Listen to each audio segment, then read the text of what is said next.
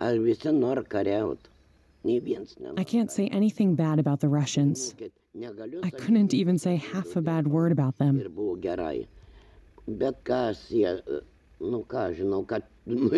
But this Putin is full of nonsense. Nobody wants war.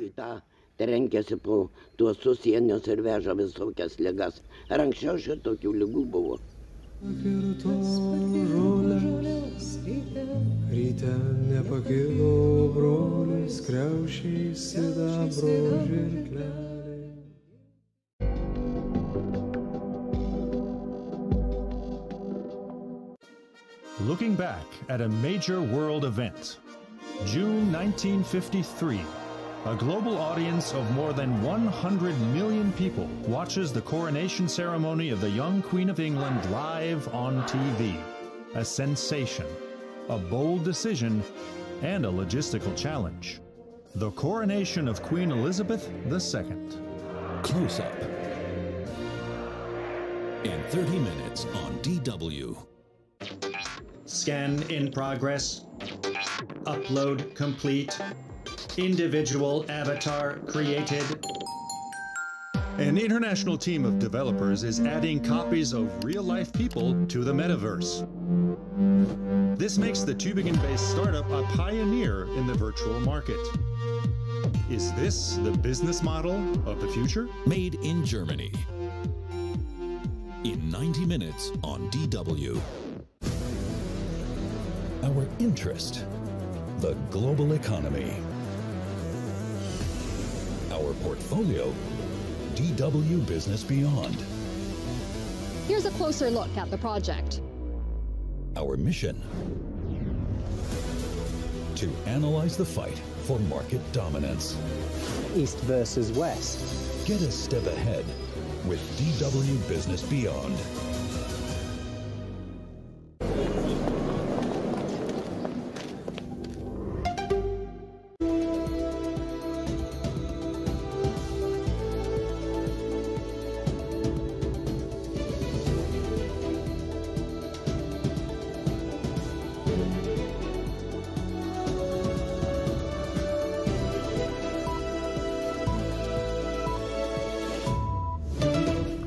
This is DW News live from Berlin. Russia calls up reservists to fight in Ukraine. President Vladimir Putin announces the partial mobilization in a national address. This comes as Moscow plans to hold so-called referendums in occupied parts of Ukraine, an urgent push to claim the territories for Russia. World leaders condemn Russia's referendum plans at the United Nations General Assembly. Germany's Chancellor blasts Russia for what he calls a war of imperialism against Ukraine. Olaf Scholz tells the UN Kyiv must be armed to fight back.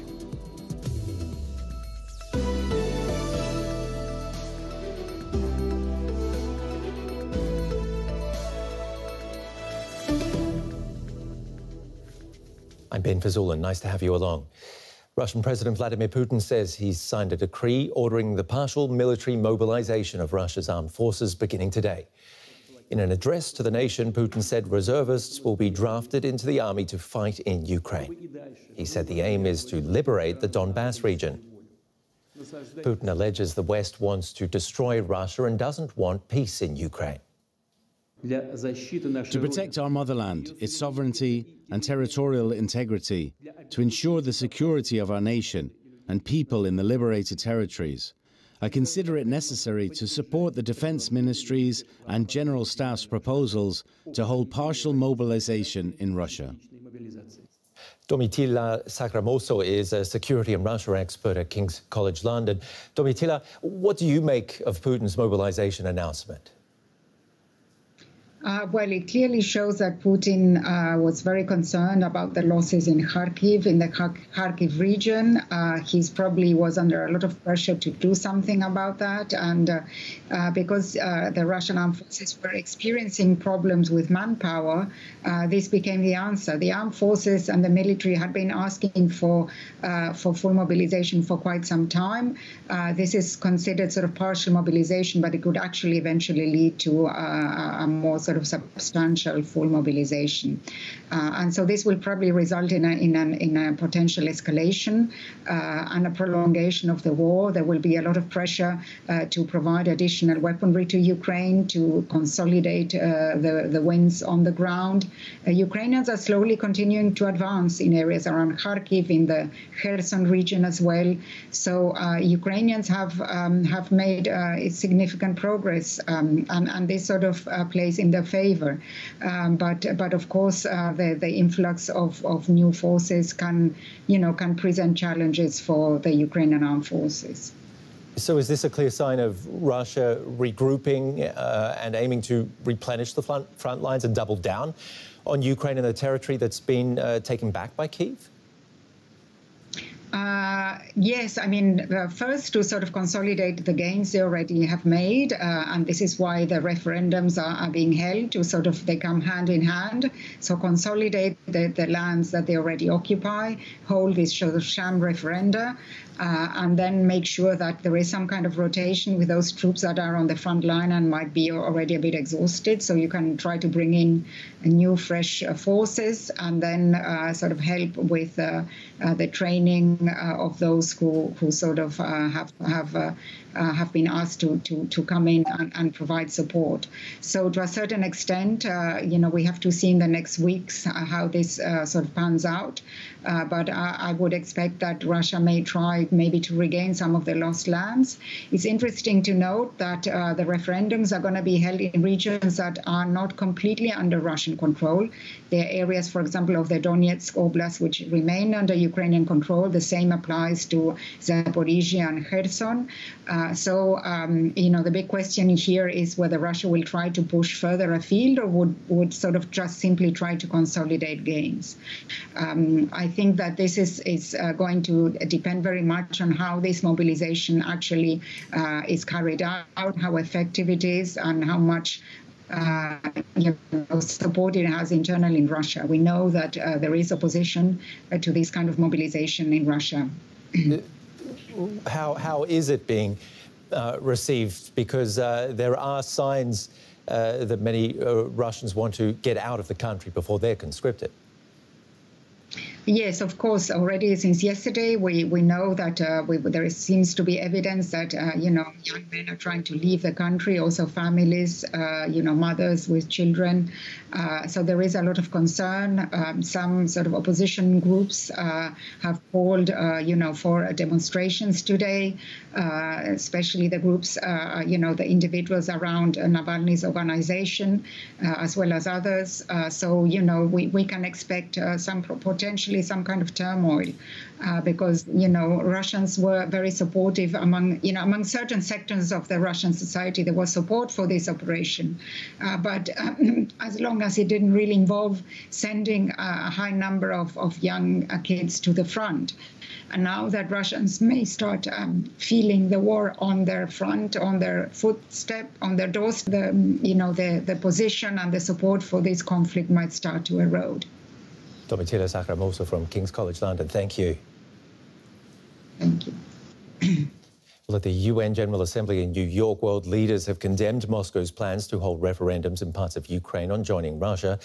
Separatist leaders in Russian-controlled Luhansk, Donetsk, Zaporizhia and Kherson say 4 days of voting will begin Friday. The move could swallow up around 15% of Ukrainian territory. The call for the vote in Russian-occupied regions comes as the Ukrainian military makes sweeping gains in its counteroffensive. And let's go to our correspondent in Kharkiv in the northeast of Ukraine. Emma, could you just tell me a little bit about what sort of effects we can expect from Russia calling up hundreds of thousands of troops? Well, the reaction here in Ukraine is, people are not, worried more than they were already beforehand. We're not in the same situation than we were end of February, beginning of March, when the invasion from Russia, which is just 35 kilometers away from where I stand here in Kharkiv, started. Now, Russia already struggles to maintain its current position around the new front line after the Ukrainian counter-offensive, and also it lost key cities that were retaken by the Ukrainian armed forces. I'm thinking about Balaklia, I'm thinking about Izium, where, you know, there were those were military hubs where troops could rest, where material equipment could be transferred from Russia. Russia doesn't have those bases anymore, and what's more, Ukraine is much better prepared, better armed to face any prospective new invasion. And perhaps just to give you an idea of the mood,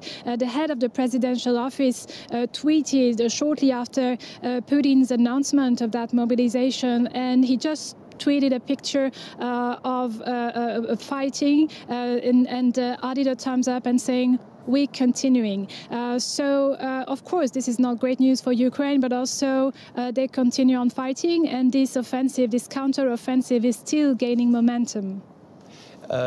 It's still gaining momentum, but comes amid these plans all of a sudden to hold so-called referendums in separatist-held territories in Ukraine in the next few days. How is Ukraine responding to that? Well, Ukraine will never recognize those so-called referendum. They hold no legal legitimacy, just as the referendum held in 2014 in Crimea didn't and wasn't either recognized by the international community. You know, we're talking about 4 regions: Luhansk, Donetsk, Zaporizhia, and Kherson, where Russia is losing ground, that Russia doesn't entirely master. On the ground, the counteroffensive, the Ukrainian counteroffensive, is still ongoing. The troops have gotten a hold of the river Oskil. This is what the governor, Ukrainian governor of the region of Luhansk, confirmed. So Russia is embattled on the field. Perhaps this is the reason why they want to hold those referendums as quickly as possible, because if, from their point of view, those regions can be annexated, then that means that they have reason to escalate and to send further weapons, further missiles over Ukraine if it considers that its territory is being attacked. Imo Shas for us in Kharkiv. We're getting another red alert. We're going to have to take shelter. The sirens, again. yeah. You keep safe and bunker down. Germany has joined other nations at the UN General Assembly in blasting Permanent Security Council member Russia over its war in Ukraine. Chancellor Olaf Scholz accused the Kremlin of bringing imperialism back to Europe. He said the world must not accept a global order dictated by Russia through military force. He pledged Germany's continued support to Ukraine in the form of supplying weapons to Kyiv. Day 1 of the UN talks was also marked by a grim assessment of the state of the world by the UN's Secretary General. A world conference dominated by a growing list of global crises. The 77th session of the UN General Assembly was the first in-person gathering of world leaders since the beginning of the COVID-19 pandemic. But it was far from a celebration.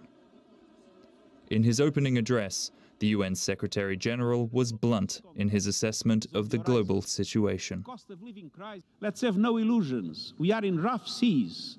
A winter of global discontent is on the horizon. A cost of living crisis is raging, trust is crumbling, inequalities are exploding, and our planet is burning. People are hurting, with the most vulnerable suffering the most. But amidst the host of crises discussed on the first day of the Assembly, Russia's war in Ukraine quickly took center stage. Japanese Prime Minister Fumio Kishida condemned the invasion as a direct threat to the international order. We must face the fact that the credibility of the United Nations is at stake due to the aggression against Ukraine by Russia, a permanent member of the Security Council. While others focused their accusations directly at the Russian president. German Chancellor Olaf Scholz lashed out at what he called Putin's imperialist ambitions and vowed to continue supporting Ukraine. He isn't just destroying Ukraine, he's also ruining his own country. This is why we will not accept a peace dictated by Russia. This is why we will not accept any sham referendums. And this is why Ukraine must be able to defend itself against Russia's invasion. But despite the widespread condemnation, it remains unclear just how the UN will be able to respond. And as delegates prepare for more speeches in New York, all will be keeping an eye on the conflict raging half a world away. Hurricane Fiona is wreaking havoc across the Caribbean. Winds of more than 100 kilometers an hour have left much of Puerto Rico without electricity and clean water. National Guard troops have rescued hundreds of people stranded by flooding.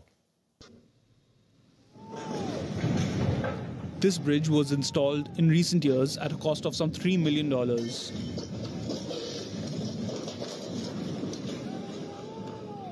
Beyond widespread damage to infrastructure, overflowing rivers have also forced thousands of people from their homes. Authorities have opened more than 100 shelters across the island. Those who haven't fled their homes have had to travel long distances to get essential supplies. We're looking for gasoline, water, ice, all the supplies necessary for getting through this storm. We were hoping it wouldn't be so big. But, well, it was bigger than we expected. But you have to make do with what you have. Such scenes of devastation are familiar in Puerto Rico, which never fully recovered from Hurricane Maria. The 2017 storm was the worst recorded on the island. It left about 3,000 people dead. Now, many areas in Puerto Rico are once again in darkness. The governor has warned that it could take days to get the power back on. In many areas that had never seen flooding, there has been an unprecedented accumulation of water. In fact, in many areas, it was greater than what we saw during Hurricane Maria.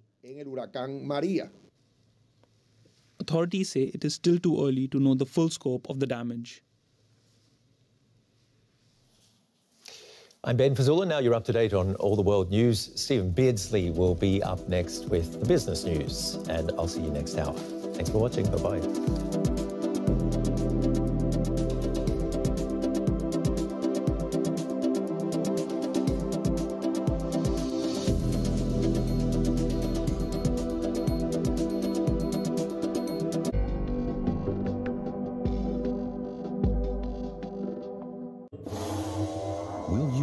Criminal. Pre-crime AI already knows. Welcome to Techtopia. Learn about hackers who paralyze entire societies. Computers that outsmart you.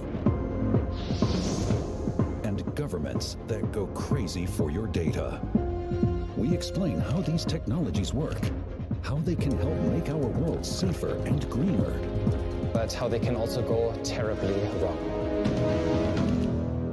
Watch it now on YouTube. Stories that move people the world over. DW on Facebook and Twitter. Up to date and in touch. Follow us.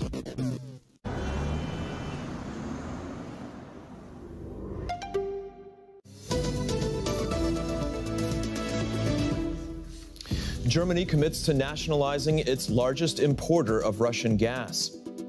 It's the latest chapter in an increasingly expensive bailout of energy companies, a drama that's likely far from over. Also on our show, China sees another hit to its growth forecasts and faces new criticism over its openness to foreign investment. Hello and welcome to the show. I'm Stephen Beardsley in Berlin. The German government has agreed to buy out almost all shares of the private gas utility Uniper, effectively nationalizing the company. It's the latest twist in a months-long saga that began with Russian moves to slash the delivery of pipeline gas. Uniper is set to have a new majority owner, the German government, which has bought out Finnish state-owned energy company Fortum and now holds 98.5% of shares. Uniper had been caught up in the ongoing energy crisis after Russia stopped almost all natural gas flows to Germany in response to sanctions over the war in Ukraine. To deliver on its long-term contracts, Uniper had to buy gas elsewhere at much higher prices. This led to a devastating loss of 12 billion euros during the first half of the year, and it will lead to further losses down the road. Uniper is not the only energy company facing losses. As a general measure to prop up the sector, the German government was looking to instate a levy on gas, close to 2.5 cents per kilowatt hour, to be paid by consumers. It is now unclear if that's still possible. With Uniper being nationalized, the government would end up getting the money that gas consumers paid with the levy on gas. That means it wouldn't be a levy anymore, but a tax. And the government can only impose taxes under very specific circumstances, which don't apply here. So after nationalization and another 8 billion euros provided, more money might be needed to keep Uniper afloat. It's just part of the price for Germany's long dependency on cheap Russian gas. Hans-Peter Borghoff researches financial markets at Hohenheim University. He joins me now from Stuttgart. Hans-Peter, welcome to the show. You followed the banking crisis more than a decade ago when states cited the system relevance of private businesses as a reason to intervene. Is that same rationale also justified here? Yes, it's justified, and it's even more so justified because, I mean, a banking crisis is a bad thing, but you can get out of it on your own. Here we have a kind of war policies and war economic policies which are necessary. We have to keep the backbone of our economy running, otherwise we don't have the economic force to get through the difficult times in front of us. So the state must guarantee this, although for sure state ownership is not a very efficient form of ownership usually. As you just observed, banks, in that case, return to profitability rather fast. In this case, it might be different. Is this a stewardship, or is it going to be a genuine state ownership for quite a time? In the past, in many places, this became a permanent ownership. I think that's not a good idea. So many institutions of that type stayed under state control in many countries and became very inefficient. So I think we should have a perspective to get rid of this state ownership as the moment it gets possible again with regard to the war situation in the East and the general situation on the global markets for energy. Do you think, however, it could be hard for the state to back out now that it's in? Well, I think at the moment, I think it's not a good idea anyway. We must organize our gas supply in a way that the industry has enough gas and that at least people don't freeze to death. And we must be able to organize the shortage of gas in an efficient and a fast way, particularly. In the long run, however, I'm very much aware of when the state comes in, the other criteria which are not the economist criteria, which, for example, bring people into board positions, things like that. Politics plays a role in that. So in the long run, this is not an efficient way to organize things. But a war, as we have in Europe at the moment, is not a very efficient thing anyway. We'll lose a lot of efficiency due to this war. There's a plan for Germany to pass along a lot of the costs that these utilities were facing, a gas surcharge to come into effect in the coming days. If Germany ends up taking over some of these companies, such as Uniper, will it be harder to ask gas consumers to essentially foot the bill for nationally owned utilities? Definitely. It might also be not legally feasible because, as you mentioned before, it becomes a kind of a tax. In a way, it's also a bit unfair because, I mean, the people who took gas as their energy didn't know about these risks, and now they have to bear the risk and have to wear the cost, carry the cost of this special risk. The same could have happened in a different geopolitical situation with oil or any other kind of energy, except for sure the renewable energies. So I think also this kind of pushing all the costs on the gas consumers looks not very fair. All right, Hans-Peter Borghoff at Hohenheim University in Stuttgart. Thank you very much. Pleasure. We go now to Asia. The Asian Development Bank has cut its forecast for economic growth in developing Asia and the Pacific, once again, pointing to both global as well as regional challenges.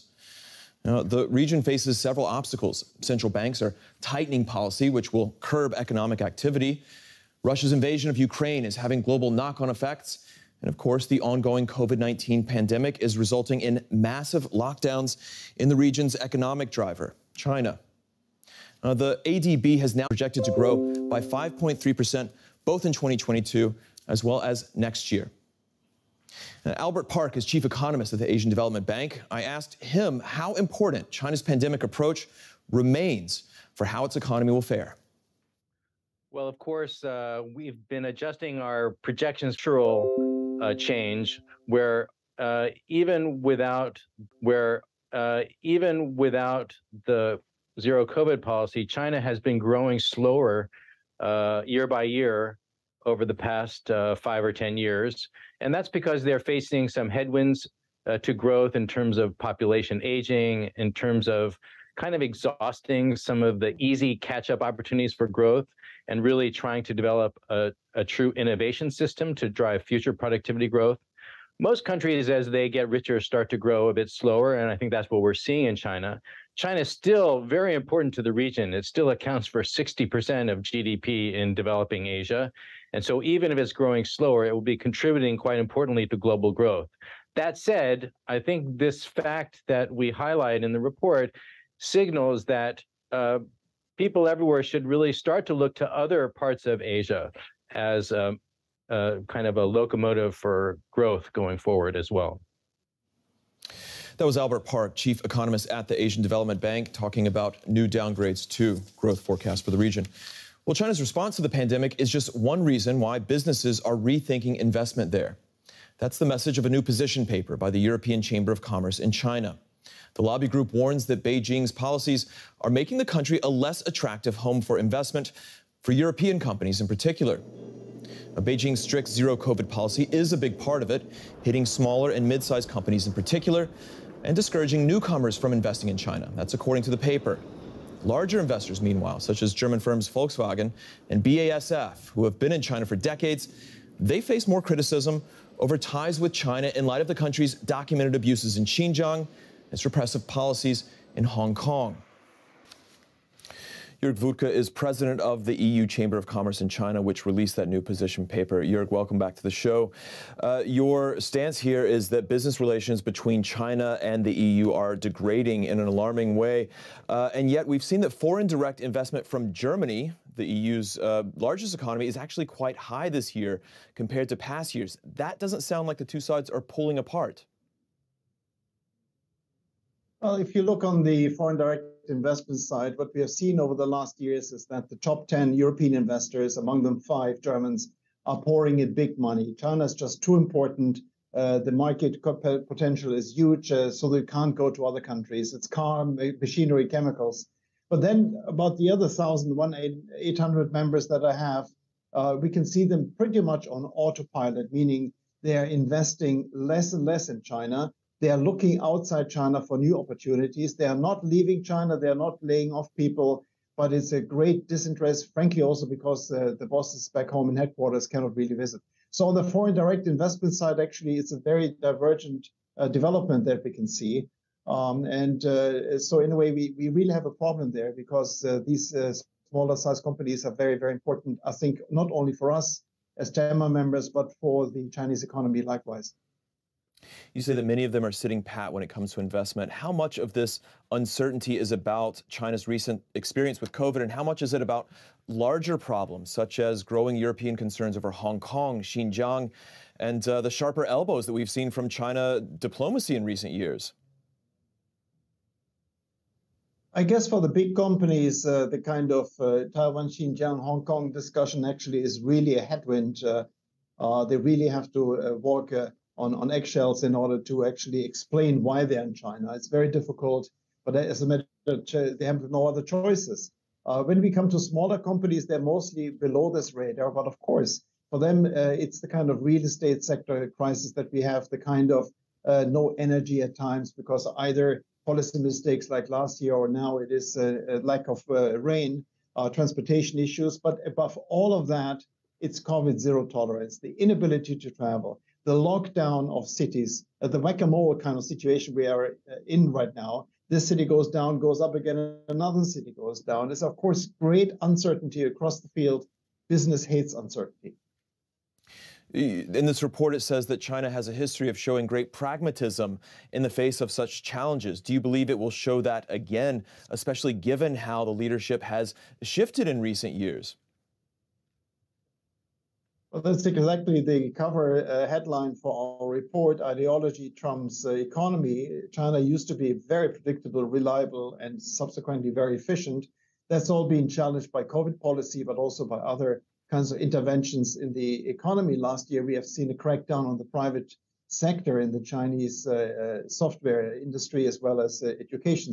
So in a way, we are seeing a very strange trend that actually we don't like. So hence, we come up with nearly 1,000 recommendations in order to actually showcase where we are willing to put more money into the economy, try to open up, try to be your usual self. What is going on over here is what many members are asking. Jörg Wutke, president of the EU Chamber of Commerce there. That was recorded earlier. Here's a reminder of our top story. The German government has agreed to buy out almost all shares of the private gas utility Uniper, effectively nationalizing the company. It comes just months after Russia curtailed deliveries of pipeline gas. That's our show. Thanks for watching.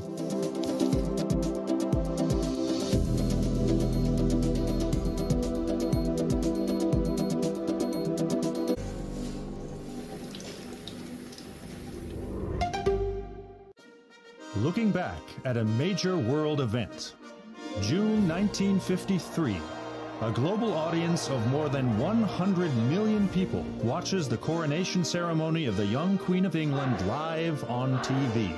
A sensation, a bold decision, and a logistical challenge. The coronation of Queen Elizabeth II. Close Up. Next on DW. Российская агрессия, ситуация в Украине. Мы будем в прямом эфире.